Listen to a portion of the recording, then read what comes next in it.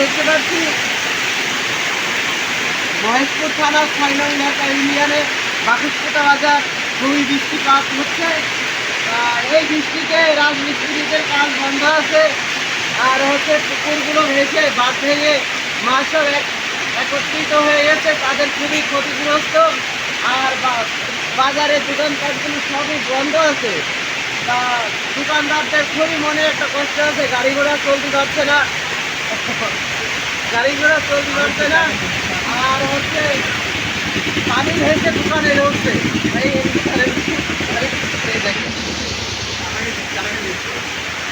আর ওই দেখেন গাড়ি মাঝে সাথে ইঞ্জিনিয়ারিং যাচ্ছে, অন্ধকার দেখাচ্ছে যুক্তি।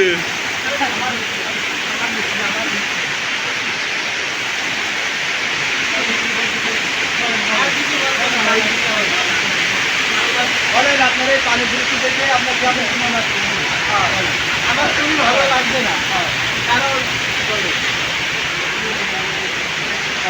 কারণ আপনি আমার কাজ আমার কাজ